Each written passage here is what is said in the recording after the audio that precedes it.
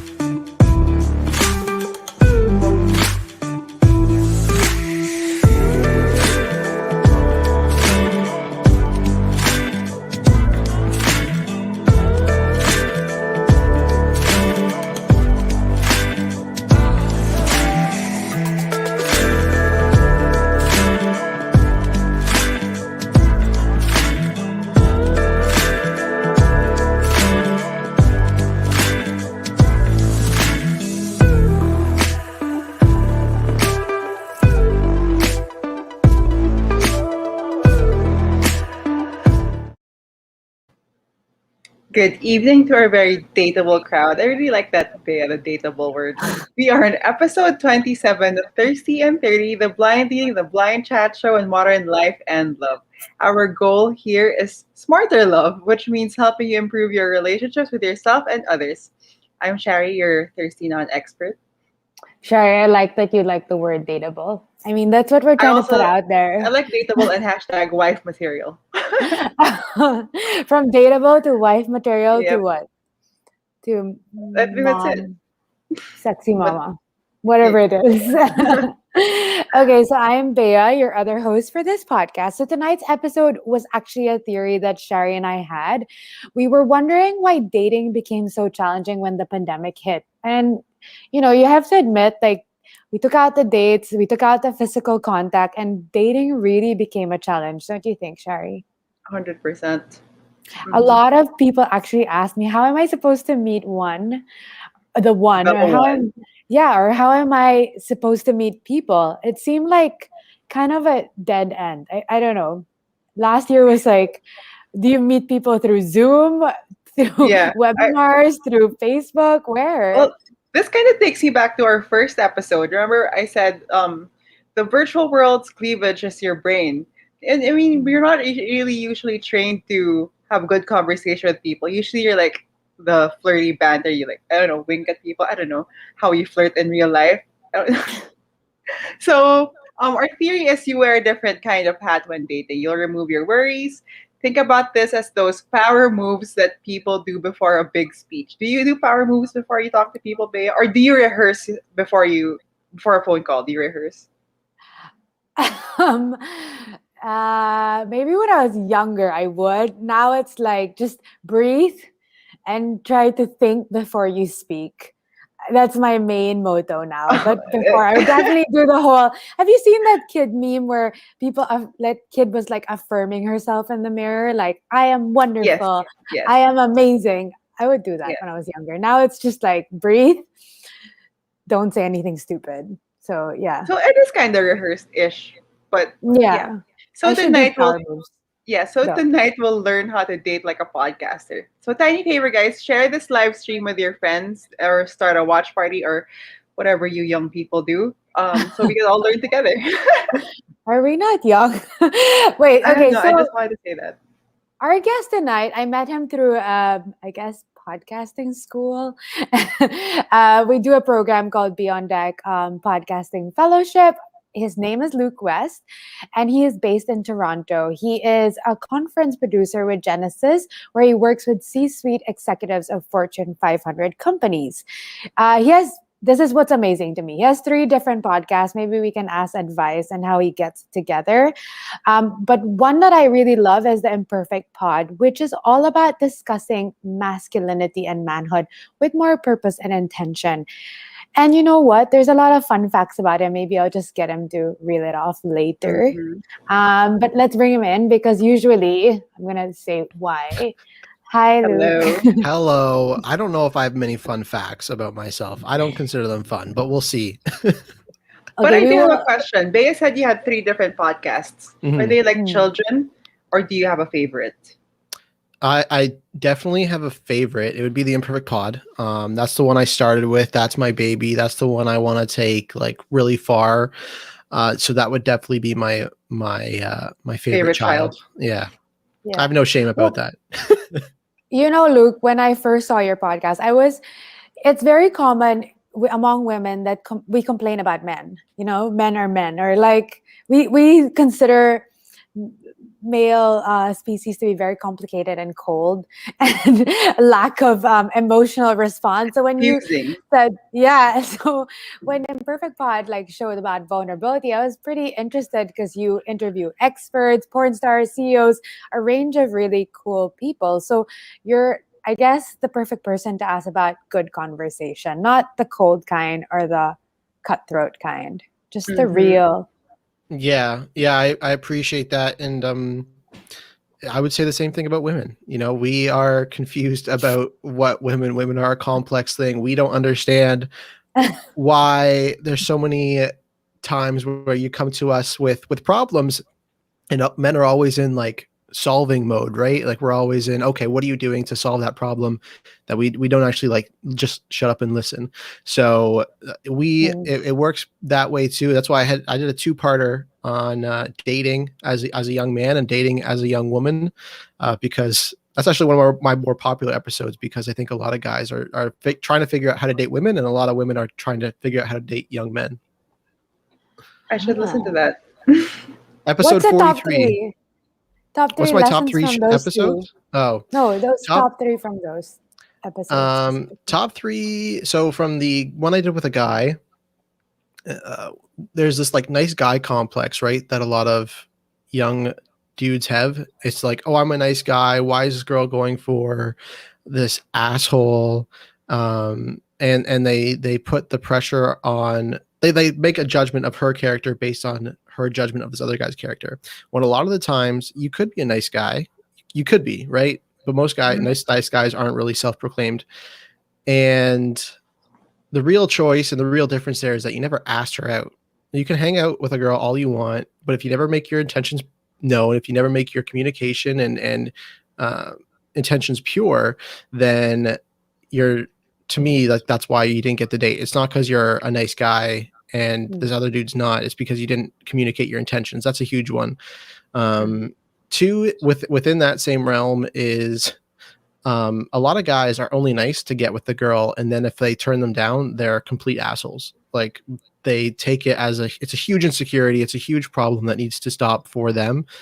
And I'm in like a nice guys Reddit subreddit too, and it's just making fun of these self-proclaimed nice guys, and it's pretty true, it's pretty accurate. I've seen some of those things. I've been one of those guys when I was like in high school. Like I can call myself out on that I used to be like, why is this girl dating this asshole and not me? I'm such a nice guy. Well, Luke, you never asked her out, and that was the real problem there. um in terms of my interview with the woman, we talked a lot about paying on the first date, Mm. and I think it's I so this is my stance on it. I will pay for the first date. I'm fine with that. I'll pay for it, You're a good whatever. man. But I if like So fun. if she offers, I'll say, no, I got it. And if she offers again, I'll let her do it. Because I don't know how it is in the Philippines, but in North America, there's a lot of like equality talk and a lot of feminism talk, and a lot of women. It really depends on the personal stance of, okay, because they've been on dates where they think, or where the guy thinks, if the guy pays for the first date, he'll want sex. And so women would rather not have that conversation, so they'll just pay for themselves. I'm fine, like whatever their intention behind paying for themselves is, I'm Mm. fine with that.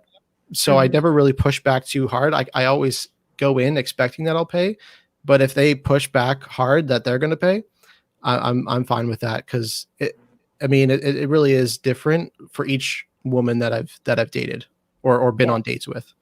Okay. Okay. So speaking of good conversation, I want to kind of jump in our topic by opening it with an anonymous letter. So Luke, we would like your advice, or this person would like your advice. So guys, here it is. Dear thirsty ladies and Luke, I am a Bumble guy. I love Bumble because one of the main things I look for in a woman is a good conversationalist. So a few months ago, I matched with this girl, and right off the bat, great conversation. It was smooth, smart, and funny. We texted back and forth for a month and would text for hours on end. We got to know each other really well. I felt the most intense connection and I really developed strong feelings for her. Fast forward, month number 2, we decided to finally just go on an actual date. I know, not the best thing to do during a pandemic, but I just had to see her. So we went to dinner and literally crickets. Nothing. The banter we had went from 100 to 0 in person. I chalked it up to first date jitters and asked her out on a second date. Sadly, it was still the same thing. She could barely hold up her end of the conversation. I asked questions and all I would get back were one line answers. I did not ask her out on a second date because it was such a disappointment. Ladies, help me. What happened? Was I asking the wrong questions? Did I completely misread the connection? What should I do to avoid this next time? Super confused, Mr. Del Del. That's a tough one. I feel bad for Hmm. the guy. I've had that kind of thing where it's not in like a dating context, but in a like just a friendship context that the woman is like very chatty online, but when you're in person, it's like the shyest person, and probably means she's an introvert. That's like the biggest thing I would say. Number two, it could be she didn't feel safe around you. That's a huge barrier for conversation as well for a lot of women. Number three, I don't know if this guy was asking questions based off of the conversation that you were having on Bumble. If you weren't, I would just revisit something that you were talking about on Bumble, because if you're trying to find new conversation, that might be a challenge. But if you're continuing what she was so chatty about, finding the passion that she was sharing on in your text conversation, that might have been a better way to open up. Again, I don't know if this guy was doing that. I would hope he would have, or like fallen back on that, because you already know what her opinions are. But finding something that she was passionate about would have been very beneficial, I think. Hmm. How about you, Bea? Advice? I don't know. This is a tough one. I always think the first date is the main, like, you can tell, right? Chemistry, but they always say, like, wait the second or third date, like, give people a chance. Uh, try, try again. I don't think you're asking the wrong question. Sometimes people just take a bit of time. Like, I'm one that takes a lot of time to open up. Like, I think in Yeah. the first few dates, you would never even really understand me until maybe the second month. So patience Yeah, is key, right? but I don't know. would you at least talk, or would you just not open up personally about Oh, yourself? I would talk. I would talk I think that this either. girl's not even talking. Yeah, I think she was. I think, Hey, you're chatty. I don't think you'd have a problem talking on the yeah. first date. I'm trying to be nice to this guy and this girl. Give them a chance. I am chatty. I think the only Sherry, advice what do I you could think? give though is how to avoid it next time is, again, when you're texting somebody, there's a lot of time this person can think. So she could properly plot out every single answer. Try a phone call. Then you get an actual real life, like how it would be, the exchange would be in person. Maybe that's how you could avoid next time. But Try Zoom call. Try Zoom call. Zoom, something. Man, Um, I did FaceTime calls in the pandemic. I hated it. Oh, really? oh What's your really? experience, Luke? What was the My worst? experience with Zoom calls on dates, I Yeah. get so tired from them. Like, I get burnt out. So by the time I'm actually talking to them at like 9 o'clock at night, yeah, 30 minutes in, I'm dead tired. But I could be on a date for 3 hours, like, it really realistically. Mm, So I realized that FaceTime and Zoom dates wouldn't work for me. yeah. Hmm. I've How At fallen about least on how asleep. like about a a phone first call? date. A phone call, I hate phone calls. You hate phone calls. Yeah. I Oh, like a good wow. phone I'm call. like an in person or really just shoot me a text kind of person. Oh, Hmm. text or in person. Yeah. Interesting. Very Okay. extreme. Hmm. Okay, so I guess let's start out with we need your expertise, Luke. What is the best way to start a conversation with someone you're like kind of romantically interested in Oh, I've done based this a on lot and I've podcasting failed a lot. technicals? Oh, based on podcasting? Yeah, like how do you soften up your guests? Like, and how can we apply that into real Our life dating lives. dating Yeah, lives? with podcasting, I always ask like a fun first question. Typically it's, who is one person dead or alive that you'd like to have over for dinner? And what would you cook for them? Like, it's a very simple warm-up question that puts them in a thought of like thinking into the past, thinking a little bit creatively. I've shifted that to now, how are you showing up today? Because it puts them in an immediate self-reflective mode. So I feel like those are two heavy questions for a first date in a lot of ways. So how would I get?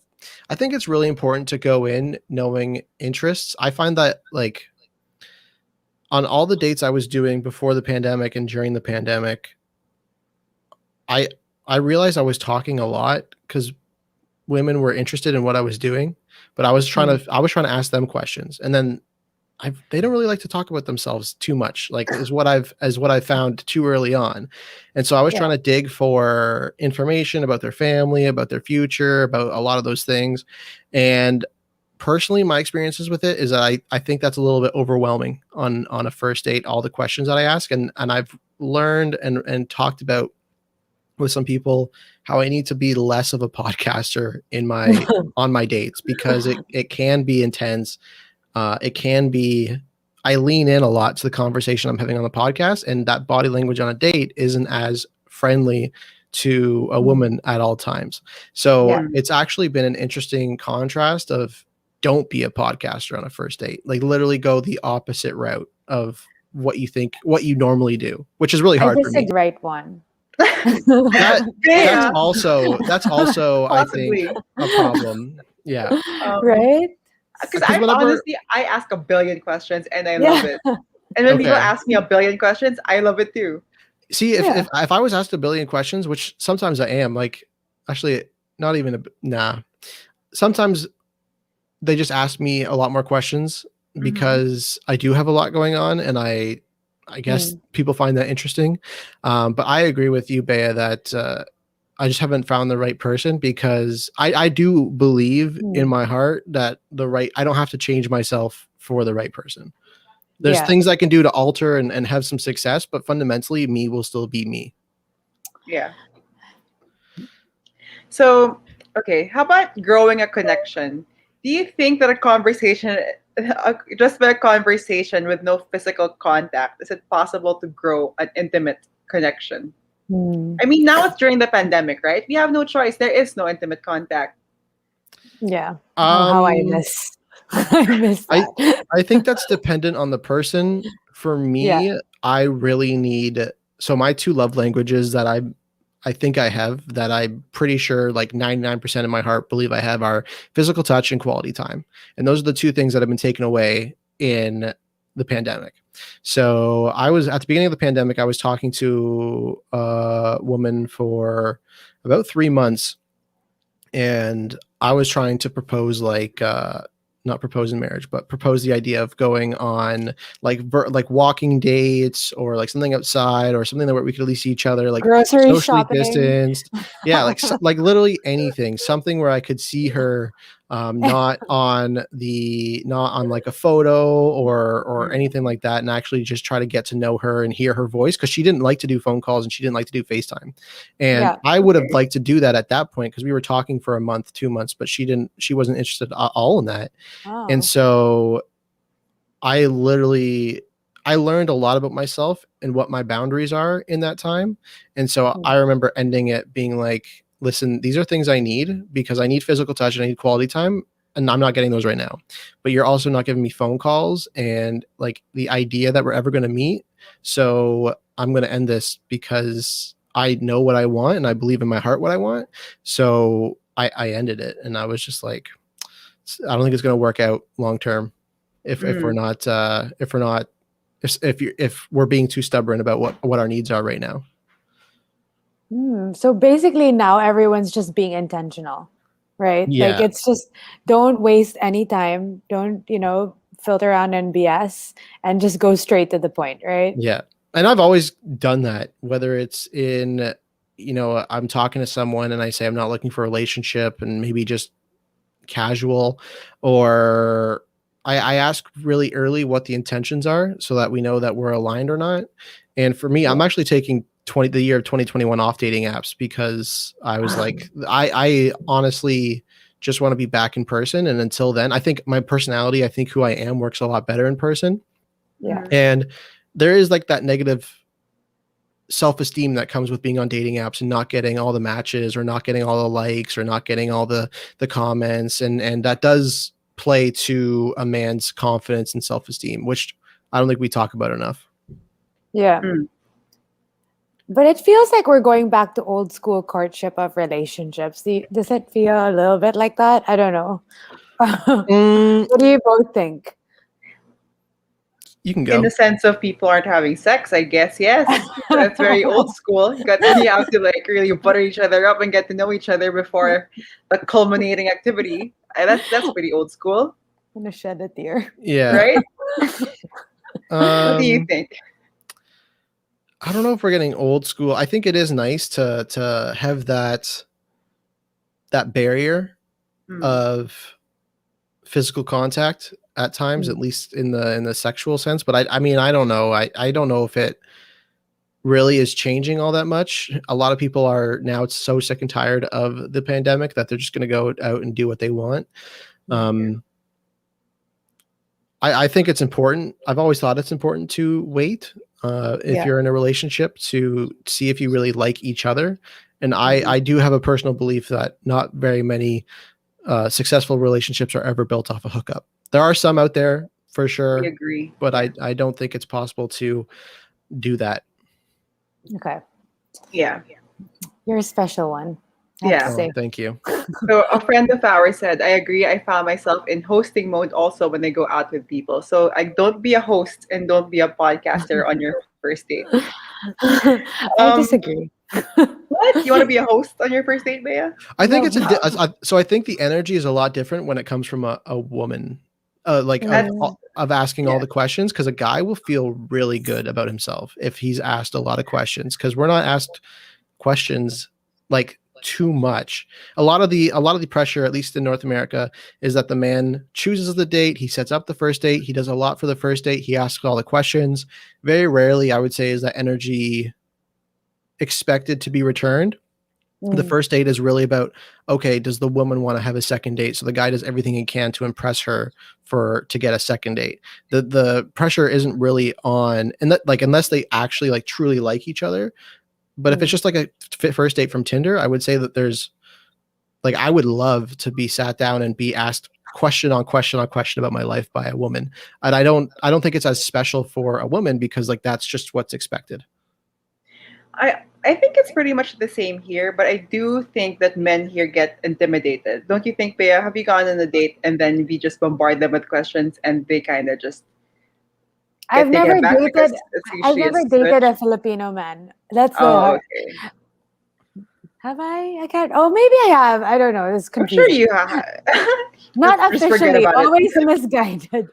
Never really a date. More like a hangout.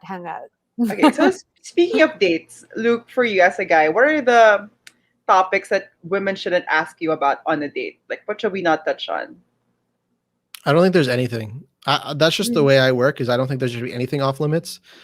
I am very open on a first date. I'm asking about future career. I'm asking about kids. I'm asking about, like, why waste so much time to figure out if your morals, your values, and your expectations in life aren't matched? So I've been like, this woman is a perfectly fine woman, but clearly we're not aligned. And I know what I want in my life in 10, 15, 20, 30 years down the line. So if we're not aligned on that on the first date, I mean, why invest in that whole situation ever? So I don't think that there should be much off limits. Would I ever be offended by a question? I don't think I would ever be offended by a question. What about this question there. there? Really, can I ask about money? How about body count? Body count. Money and body count. Yeah, basically, how much do you make? How many people have you had sexual relations with? People ask that. So I mean, I would be completely open about it for me, Oh, yeah? because if they ask me those questions and they care, that's a huge red flag for me. So that's why I'm like, ask me any question, because the same response that you have to my answer is probably the same red flag that you're trying to look for in me. So in terms of money, I don't make the greatest amount of money, but I am 24 years old. I'm not expected to make, but in the future, I plan to make a lot of money, but money isn't the fundamental importance of my life. In terms of body count, like, I don't know, if you're fine with these questions being asked back to you, then you can feel free to ask them. And if you care about the answer and how much money or how many people I've slept with, then that I wouldn't probably want to date them. That's just like how I see it. That's Yeah. a good filter. It's a good filter system. But like for me, I always think it's about the delivery. Like you can ask about these questions, but be very diplomatic on how you ask. Like Yeah. don't True. ask how much you earn. But Just ask like, yeah. it's kind of odd though to ask on a first date. But I'm a strong believer that everything can be made into a joke, like Yeah. anything. Yeah. So it's all about charm. I love Yeah. that we have three different styles here, like charm, diplomacy, and Diplomacy. then yours is like just say anything so that it Yeah. filters I everyone. mean, yeah, the importance is like how you set up the question. It is Yeah. really key. But if they ask like directly how much I make right now, that's a way different question than what is the emphasis you put on money. And I think a better question would be, what are you trying to do with your career? Are you trying to rise? Or are you trying to stay the same? Like that might be a better way to find out where their interests are in terms of money.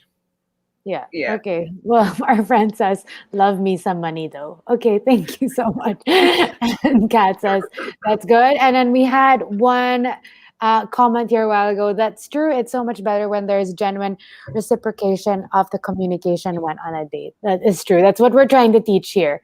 Hopefully, you That's guys true. learned something.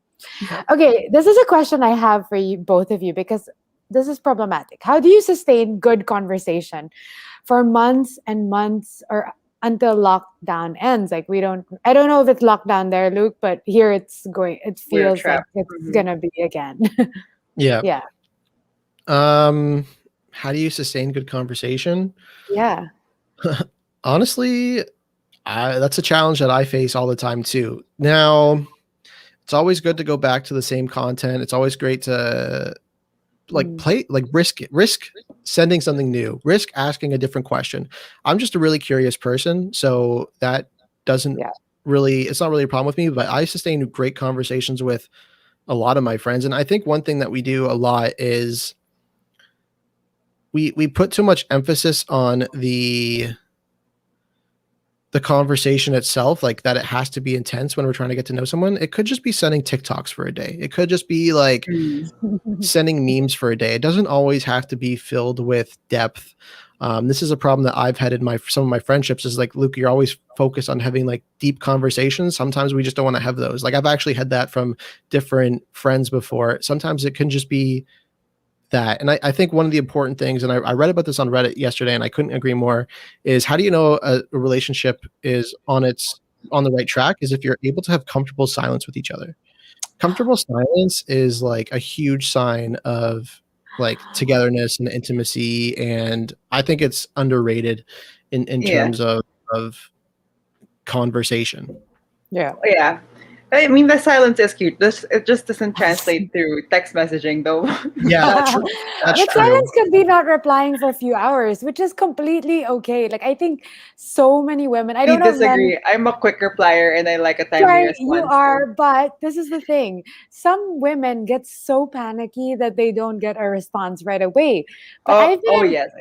Mm. so my thing is a comfortable silence could mean that you don't reply after a few hours and it's okay.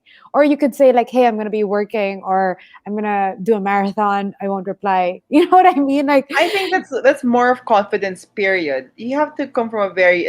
I mean, I don't know, but why you'd be freaked out by somebody not replying for 2 hours? I think that stems more beyond comfortable with silence, right? yeah, Yeah. Luke, are you do men freak out about these things or just women do? Depends on the conversation. Like if we're having like an intense conversation and she's not responding quickly, I'll be like a little bit more on edge. But a lot of it, I just set boundaries. I mean, people are adults. They have work to do. They have things that come up. They have Yeah. a lot of issues. So create boundaries about your conversation is a huge one. I think guys get some, I don't know. I have a pretty secure group of guy friends. So it's hard Yeah. for me to say, and I have a pretty secure group of girlfriends too. Yeah, I agree with this too. Be curious. Listening is key. And like what Luke said, I agree with the keep things fun and light. We don't have to talk about what will happen 20 years from now. or how do we solve global warming? It can be just nice and light and keep it fun. Yeah, Less another pressure. thing that's really fun is doing like the love language test, or like the you can do, Yeah. what is Yeah, it, and I love the that. What have you guys done? What other tests 35 have you guys questions done? for love. I forget what 36 questions to fall in love. Yes. yeah, 36 questions to fall in love. We've all done Like it. Yeah. you can ask a question every day to spark Yeah. some conversation. I did that once of just asking like one question a day and seeing where the conversation goes. There's prompts out there, people. It shouldn't be that hard to have like a conversation. You can literally start with, how was your day? And Mm. that if they're honest and they communicate how their day was, then it gives you a lot of stuff to go off of. I don't know. I've never struggled with asking questions. Yeah. See, that's the main lesson here. Like you were saying, don't be a podcaster. But I think to sustain a good relationship and to grow it, like I think you have to be good at asking questions and when to ask the right question, right? I guess it's a balance too. You don't want to go on your first date and be in a job interview, right? Mm. Oh, yeah. Balance is key. So speaking of communicating, Bea and Luke, do you both think that there's such a thing as over communicating with your partner? Go on. But yeah, I'll let you go first. Oh, me. All right. All right. Guess first. Or you want me to Okay, go? I can go, I guess. Go. This is a question that I've had myself. So it's more about vulnerability. Can you be over vulnerable? Can you overshare? I am someone that believes that you should be sharing everything in your life with your partner. Now, do I just bring it up? Like, no, it would be based off a question, based off like a series of questions, because I'm not going to just spew my mind everything that's happened since I was from childhood. Mhm. But I don't think there's oversharing. But I do think that you should be clear in that your partner isn't there to solve all your problems, for one, and two, that partner can't solve every problem. So they need to know what is kind of going on in your head, but you have to say, listen, like, this isn't something that you can help me with. Maybe you have to go to a guy friend. Maybe you have to go to a different friend. Maybe you have to go to a specific person to get that help. But I do think you should be communicating a lot with your partner. So I don't think there's such thing as oversharing, but I think there's healthy sharing for sure. Mm. Okay, I feel like there is over communication and oversharing if you're not interested in the person. Well, I isn't have this to is just this a partner? No. no, it Yeah, doesn't if your matter. the Oh, question was that's the with your partner. partner. Okay, well, I've been in that situation where there was oversharing. I think when it comes to infidelity, there can be such a thing as oversharing. So, I mean, I've been in a situation where my ex just shared every single detail of his um what do you call that He was a sketchy one, wasn't he? interesting child, like his concubines, what do you call it, concubines? Oh, sure, yeah. AKA Yeah, host, right? yeah, basically Concubine. new soulmate. He always fell in love with someone. He's a Scorpio. I don't know if you guys believe in that, but he always had a love for every woman. And I think that's a thing, as oversharing, of over communication. Yeah. So yeah. That's true. I Maybe I think won't you know until can I've had be. it. Yeah, Yeah. maybe Me I too. also think some people can be too nitpicky about every little detail of your relationship. I think there's such a thing as over communicating. There are things that you don't really have to mention anymore, or you just end up stirring the pot if it's not even a big deal. But I don't know. That could be me. Um, As long but as there's speaking like a of, genuine curiosity, yeah, Mm. right? Yeah. yeah, you mentioned about vulnerability a lot. Can you explain like how men aren't usually comfortable communicating emotions?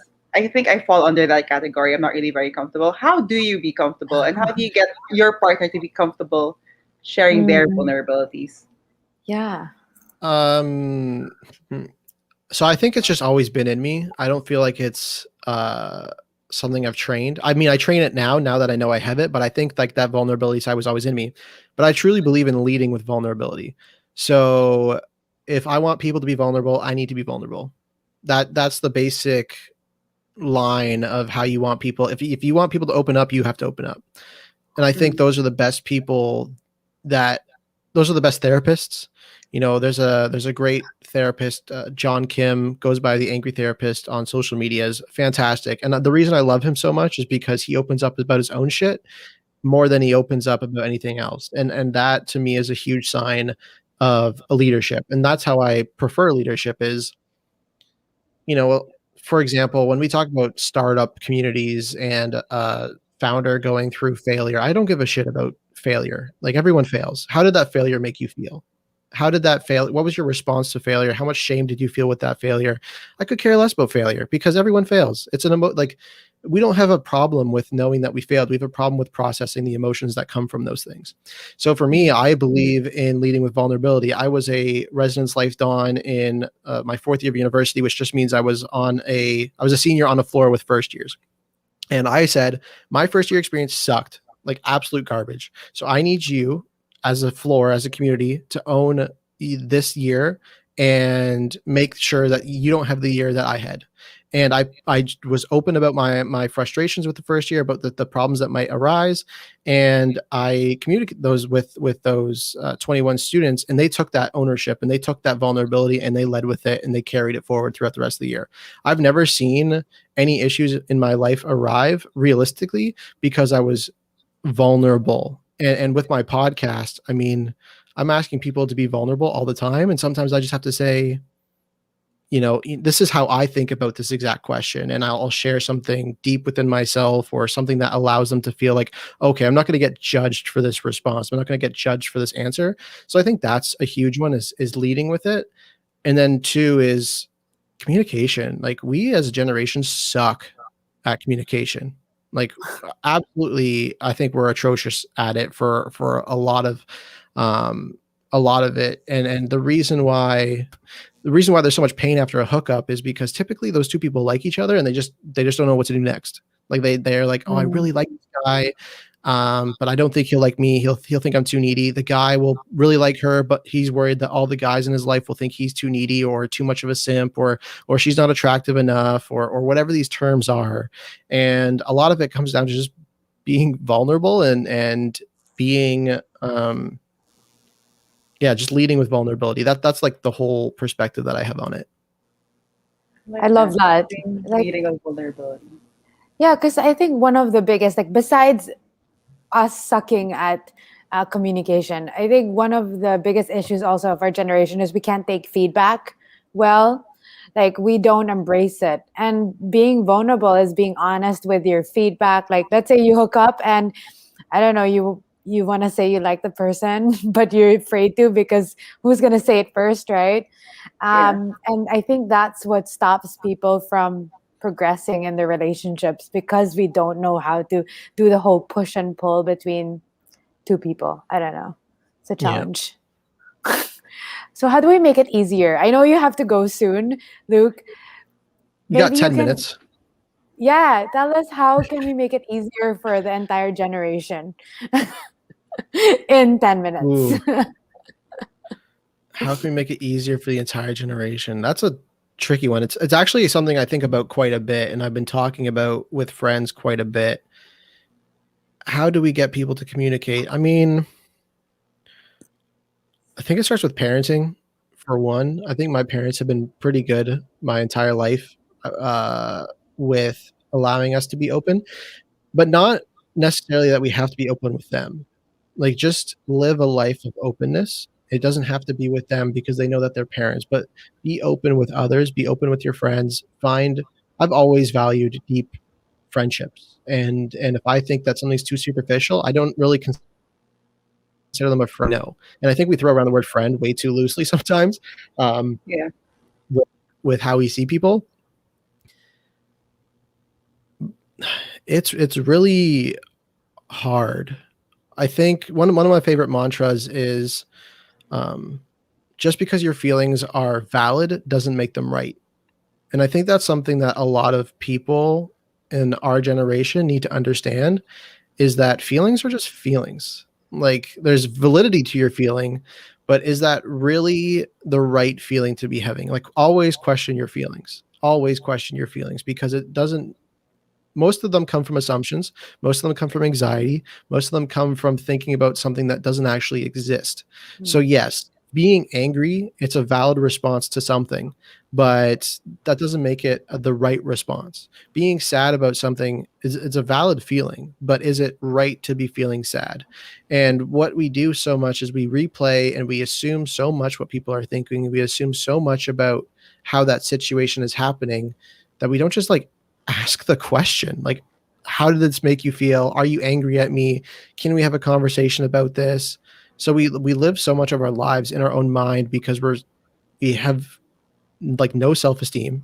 Like for a generation that talks about how much self-love they have, I see the exact opposite. I see so many people questioning their own worth. I see so many people questioning the responses, questioning the love that they get from their friends. And I think that's where a lot of this lack of communication comes from, is that they don't feel secure in who they are. And so therefore they're like questioning everything. But if you're secure with, and I'm not talking like a pro here. I've been through all this. I'm still going through it. It's something I go through every day. But if you're secure with who you are, you just ask the question, and whatever their response is, it shouldn't realistically phase you. And you should take power away from feelings, and emotion. And that's kind of how I see the whole puzzle connect, is if you're secure with who you are, if you take power away from your feelings, and if you question your feelings, then you'll be open to feedback, you'll be open to communication, you'll be open to all these things, because most of that fear comes from thinking or assuming what they're going to say, or assuming how they feel, when having the actual answer or having the actual conversation, it sounds like a lot of hard work, and it is hard work, but it's the only thing that you'll get the answer from. So I mean, I talk to people all the time about, I'm so worried about what they're going to say. I'm like, well, you're only going to know what they say when you ask them the question. And it might not be nearly as bad as what you're thinking right now. So if you want to solve the problem, confront it. And I think we run away from those problems too much. We do run away from fear. And guys, let's not forget, fear is the path to the dark side.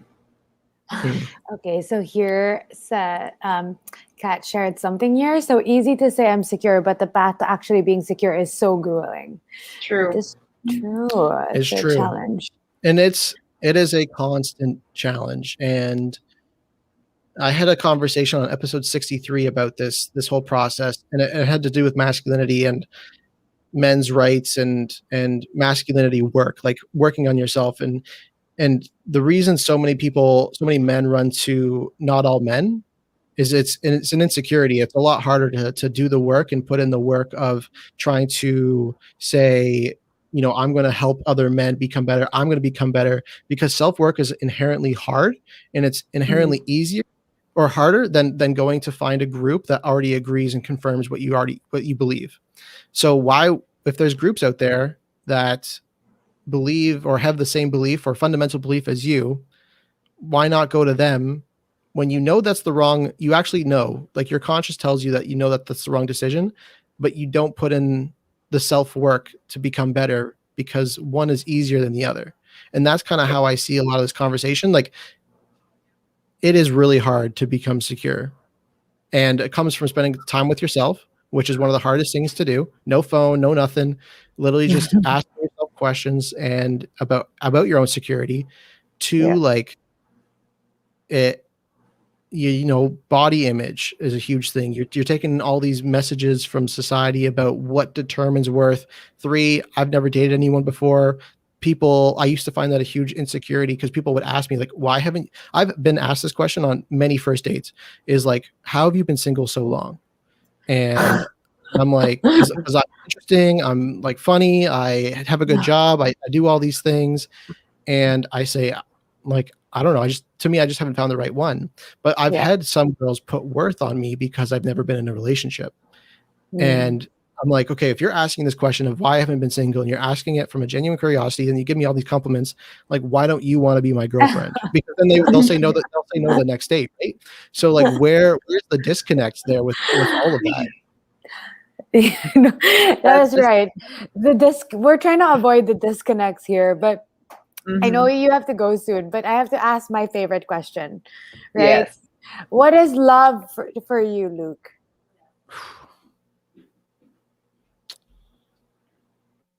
So I don't know. That is a tough question. My parents have been married for 35 years, something around there, something in the mid 30s. And I look at their relationship and I'm like, that is mostly what I want. Like what they have is very much what I want. But I think love is, I want to be a power couple. Like I wanna hustle. I want to have a wife that hustles or build something with me. That's really important to me. Love is having that that silence, that intimate silence together when you're just two people in a room. Love is knowing your boundaries and communicating your boundaries very clearly, very openly, and respecting them. Not just like communicating them, actually respecting them. Love is seeking out adventure together. Love is a lot of things, but I think at the end of the day, love is just, I say this too. You'll never be able to accept the love other people have for you if you don't love yourself first. Because if you don't love yourself, if you're not secure with who you are, you have a lot of questions about the love that other people can have for you or the value of that love. And so you can say that people love me, of course, but you don't fully understand the extent to how much they love you because you don't love yourself. So there's always that insecurity. There's always, this could all end like I don't trust them or they don't actually love me. So once you're secure in that, did I freeze a bit? Yeah, a little bit. Now you're good. Okay. Yeah. Yeah. So as long as that is there, that you're secure with who you are, that you love yourself, you'll always be able to embrace the love that your partner has for you. And so I think that is really important, that two people in a relationship focus on the love that they have for themselves and always encourage that in themselves too. Yeah. That's a good one. I like Thank that. you, Luke. You are one of a kind. Definitely lead with vulnerability as my main takeaway from this. But Yeah. yeah. Yeah, thank you Speaking for of having me. takeaways, is that your main takeaway, Bea? Is that your main No, we lesson have for way today? more, but I know Luke has to go. So Oh, yes, so correct. No, let him- take another 10 minutes. I don't care. You're like, just Okay, skip work. so we are wrapping up, and usually, Luke, we end with because Bea, we always call ourselves blind leading the blind. So every episode we become less blind. So Bea, tell me, what did you learn today? Wait, before I know that Or we're what? jumping at takeaways, but the one thing I Yeah. wanted to bring up is okay, I feel like I want to ask you, what are the inhibiting factors of people not being able to communicate well? Because for me, number one is like we don't know our blind spots. We keep going with certain dates and then you don't know your own blind spots, like whether, what's an example of a blind spot? Yeah. Um, being insecure is a blind spot, right? Being too controlling is a blind spot. But what do you guys think stops people from having good conversation? I don't even know what my blind spot is. You're like, I'm perfect. I think I'm pretty aware of my blind spots. I come from a family not where like flaws are talked about a lot, but they are highlighted like in terms of your personality, and those can either be insecurities or they can be something that you decide really early on that you need to look at and you need to understand within yourself. So I do believe it's important to communicate those to your children or your partner or whatever blind spots those are. But in terms of communication, it's really important to take the feedback from your friends because your friends will tell you the blind spots that you have. Yeah. But what inhibits communication is just we're so scared of the judgment that will come. I think, Agreed. and of actually saying what's on our hearts. For me, I learned probably 4 years ago that my body will tell me very clearly if I need to say something. Like it will tell me really clearly because my heart will start beating out of my chest, and I'm like not running or anything. It will just be like I actually can feel my heart telling me to say something. And I'm not sure if that is something for anyone else, but that came from listening to my body in times of like anxiety is okay, I need to say this. Like this isn't an option for me. And if I back down or if I don't say it, I'll be ashamed and I'll be kind of regretful of not asking this question. So I think a lot of it comes down to the judgment of what that other person will respond with, which again comes back to the security that you have within yourself. It comes back to setting those boundaries and setting those boundaries and clear expectations and guidelines of what communication looks like in your relationship.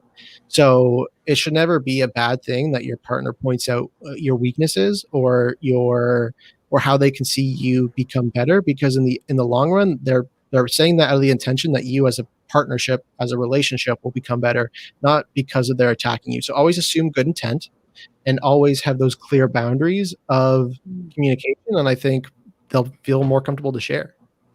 And also, I'm blind leading the blind too. Being on dates, I've never like had a successful relationship, and I'm 25 years in, or 24. I don't know why I keep saying I'm 25 this week, but I'm 24 years in, and I've learned a lot from watching my parents, my friends' failures, my friends' successes. And you know what they say: coaches don't play. Coaches don't play. True. Wow. This Wow, part I made like me that. think about. I mean, I know I have blind spots. I know. I just can't figure them out. I mean, I'm not delusional. I'm not perfect. So that's my project for the week. Figure out what my blind spots are. Mm. Um.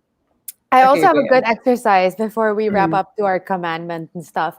Um, mm-hmm. I would say rather than thinking about the judgment or like he doesn't like me enough or he won't like me, or he or she, just try to swap it to a more positive thing. If that person doesn't reply to you or says something offensive, then they're not the right person for you. Just Yeah. swap it, because I I know women worry so much if the guy is really into them. Just take it as like you're not into them if they respond this way. Yeah, and that kind of takes us back to our guest last week. Ferdy said rejection is a good filter. I guess Yeah. that. Mm. And questions are good filters. Okay, we'll go to our commandments. So we, instead of takeaways today, right, Cherry? Oh, We we're put good. Okay. oh, Okay, we can go. do takeaways, but the main thing is we put together a few like top 7 commandments, and feel Mm-hmm. free to add in anything if you what you think if it could be extended. So number 1, banter sets the tone.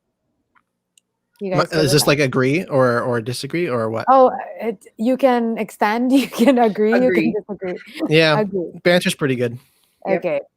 Be less self-conscious, more intentional and intuitive. Yeah. Agree. Agree. Okay. You're just gonna, I hope you guys agree to We're both all. just gonna.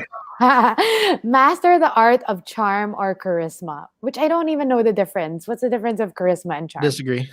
I agree. Disagree. I'm a believer in charm. I love charming Okay. people. How come? I'm so curious. Why, Luke? Yeah. Uh, Charisma is something that naturally comes to a lot of people. I think if you're Mm. going to master anything, master intimacy and romance. Ah, And I'd say those are probably more Mm. well-rounded because romance is specific to the individual that you're going to be a partner with. So like more like learn their way of romance, and I think that will get you further than charisma. Yeah. Okay. Know your blind spots, which obviously I think my we all homework. agree. It's my Yeah. homework. Yep. We all agree, right? Number 5, approach every conversation with an open and positive mindset. Should we be positive all the time? What do you guys think? Optimistic. Open. Yeah, Optimistic. optimistic. Okay. Okay. Number 6, be curious about the other person. Oh, this is Oh, obvious. 100%. That should be like number 2. 200%. Mm-hmm. And other topics in the world too, not just the person. Don't be obsessed with just the person. Oh yeah. Yeah. Okay, last one. It's led by you. Be vulnerable. My Yes. other homework. Mhm. Yeah. All right. But Good. Bea, I wanted to disagree with one of your things that you said earlier, that once Sure. someone says something, you should just cut them off. If you didn't like it, I think that's a huge barrier to the other person as well when it comes to if you're trying to build something and you're actually into them. Yeah. You'd hope if only get rid of them if you bring it up and they make fun of you or reject what you're saying. I would say like that would be the sign that they're not for you, is if you bring up the problem and they like turn it down as not being a thing. Hmm. My gosh, so much Yeah. wisdom from a 25-year-old. I can't I understand. know. We learn about communication every day. Oh You my need to gosh. write a dating book or a guidebook to I do? masculinity. No. You really do. Like one of those like Can you be just like a consult next time I go and talk to a boy? Consult and listen. I have You're not being vulnerable enough, Shari. sometimes I helped a friend through her relationship advice the other day, and I I said, I don't think the problem's with the guy. I think the problem's with you. And she didn't like that very much. Ooh. We I was all like, need to hear that. I said, this conversation's holding up a mirror to you, and you don't like what's in the mirror. And then she admitted to that fact that I was right. Okay, we Are need you still more. friends? I'm very blunt. Some people don't like it. So luckily, all the friends I have in my life are okay with that now. They've accepted it. Okay. Good. Thank you, Luke. I Thank think you for we having need to me. go. We need to go before you go. Actually, sorry, couldn't even speak the I last know. sentence. But, Shari, I don't want to skip your takeaways. What's your takeaway then? Again, I just have two takeaways. My homework: be vulnerable and find my blind spots. I guess that'll be my takeaway. And guys, don't be pressured to have amazing conversation every single time. I think that's my main takeaway. Don't be so pressured. Have fun, and just Yeah. go with the flow. Yeah. How about you, Bea? No, be vulnerable. I think that's Okay, the main good one. thing. And Luke, everyone, if you want to listen to 2 episodes I have on dating, 33 and 43 of the Imperfect Pod, streamable everywhere. I do one with a guy and one with a woman. My age, so like 23-year-old dude and a 22-year-old girl. Or we talk about a lot more detailed, specific about like the first date experience. If you're looking for guidance there. and how do they reach out to you? What do you prefer? You What can reach out to me channel? on Instagram at the Imperfect Pod, or you can email me, Luke at theimperfectpod.com. Those are like the 2 best ways to get in contact with me. Yeah. Great. And listen to my Thank show. you. We will. Everybody listen. So thank you, Luke, for joining us and sharing your insights and having meaningful conversations. Why am I tongue-tied also? On having meaningful conversations. Don't be tongue-tied when you make conversation, guys. And I I- have to say, yeah, go on, Luke. I was going to say, you're very welcome. And if you're tongue-tied don't get embarrassed of being tongue-tied, that's a chance to laugh it off. That's a chance Yeah. to have some fun, create some banter. I know. Do the tongue twisters before you do communication exercises. But really, Luke, I really appreciate your wisdom today, and I will stop saying men are just men. I'll say that adoringly. Men Thank are you. men. Men Yeah, are men. different tone. That energy isn't helpful in the conversation. Guys have a lot of feelings and communication about women too, and I'm like, guys, life isn't as complex as you make it out to be. Sometimes it can be very simple and it can be very simplified. Yeah. And I'll never really understand it. So yeah, by all means, I was really happy to share my opinions, my advice here today. I hope it helps one person. And yeah, men, my podcast. The intent of it is to be a resource for men, but also a resource for women to help understand. Oh, my resource is my podcast is a resource for men and women to understand, both for men how to be like more vulnerable men, but also for women how to communicate with men about the things in their lives. It's like some of the episodes are step-by-step processes of like insights to how men feel about a lot of things and using that to start conversations in their men's lives. So my podcast is for everyone, even though the theme and a lot of the guests are men, it is for women too. Guys, date Whoa. idea, drink whiskey or tea or coffee together with your significant other and listen to the podcast, The Imperfect Pod, and talk Yes. about it. Because, Yep. men can be vulnerable too, not just us. Yes. So, guys, stay tuned and subscribe to the YouTube channel, Instagram, and Twitter. Send us, of course, your success or failures of your love life. We're open to hearing both, and thirstyand30.club. And we promise to keep you anonymous unless you don't want to Want be. to be anonymous. And we do try to research and give you sound advice. We're not pulling this off our ass. Out of her ass. Out of your ass. Out of our asses. Off of her ass. One of them, I can't, sorry. I don't want to talk about my ass right now. So we have a weekly newsletter called The Thirst Trap, which I'm going to send you guys links to the Imperfect Pod there and just try to break down what we talked about here. And Bea and I did something. Tell them we did made yeah. a list of 100 questions that you guys could actually, a cheat sheet for you guys that you could ask during your virtual dates, virtual or whatever dates, it can be useful. That's an Just amazing wanna- resource. Yeah, we'll Mhm. send it to you just in case for your virtual dates. Yeah. Texting or face to face in the grocery. But yeah, guys, don't read it out as number one, number two. Just try to be casual about it. But if you guys get close, then maybe you can share the handout as well. So Yeah. until then, stay thirsty. Next week, we don't have a topic yet, but we'll Yeah. keep you guys posted. Stay Thank you, thirsty, guys. Luke. Thank Bye. you. Bye. Bye. Thirsty and 30.